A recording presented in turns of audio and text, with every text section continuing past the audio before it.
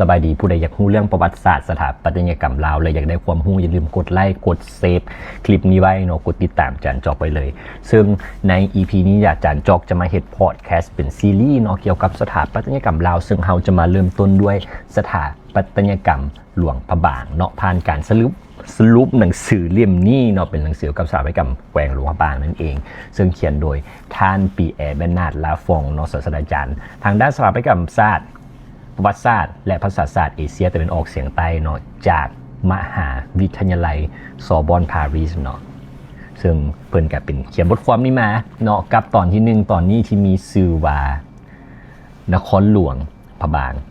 หลวงพระบางนครแห่งมนตานครที่น่าหลงไหลว่าซั่นซะเนาะมาเริ่มกันเลยหลวงพระบางก็ตั้งขึ้นอย่างเป็นทางการในปีคศ1353โดยเจ้าฟงุมและเป็นเมืองหลวงของอาณาจักรถึงแม้ว่าจะมีการย้ายศูนย์กลางทางด้านการเมืองไปที่เวียงจันทน์ในภายหลังแต่ว่าเมืองนี้เนาะก็ยังคงมีความสำคัญในฐานะเมืองหลวงทางศาสนาและศิลปะหลังจากเผชิญช่วงเวลาแห่งความซึมโทรมและการถูกปล้นในปี 1887 หลวงพระบางก็ยังได้รับการบูรณะฟื้นฟูอย่างต่อเนื่องโดยเฉพาะอย่างยิ่งในช่วงปลายศตวรรษที่ 19 เลยกับคืนสู่ความยิ่งใหญ่ในฐานะเมืองหลวงทางศาสนาของอาณาจักรลาว 2. ศิลปะสถาปัตยกรรมที่บ่คือไผหัวใจของหลวงพระบางก็คือวัดวาอ่างหามอันเก่าแก่อาคารทางศาสนาเหล่านี้โดดเด่นด้วยรูปแบบวิหารที่มีเสาเรียงรายและหลังคาที่ลาดต่ำหรือว่าทับซ้อนกันเจ้าอาจจะพบการตกแต่งที่วิจิตรงดงามทาง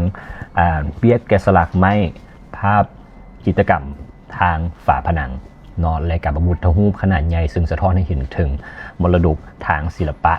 ที่สืบทอดกันมาอย่างยาวนานนี่คือเหตุผลที่ผู้เชี่ยวชาญกล่าวว่าหลวงพระบางเป็นหนึ่งในศูนย์กลางทางพุทธศาสนาที่สวยงามที่สุด 3. ความงามที่ยังคงอยู่เสน่ห์ของหลวงพระบางสมบูรณ์แบบไปด้วยสภาพแวดล้อมทางธรรมชาติที่โดดเด่น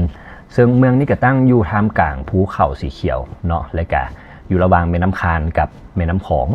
โดยมีพระธาตุปูสีเป็นจุดเด่นซึ่งสิ่งที่เฮ็ดให้เมืองนี้พิเศษก็คือมันยังคงรักษาความเป็นตัวเองไว้ได้ยังบ่ถูก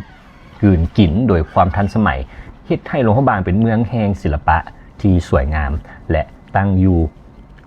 ในสภาพแวดล้อมที่บ่ธรรมดาสรุปก็คือหลวงพระบางยังคงเป็นนคร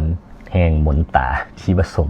ประสานทางด้านประวัติศาสตร์ศิลปะและธรรมชาติไว้อย่างลงตัวและกับพบกันใหม่ใน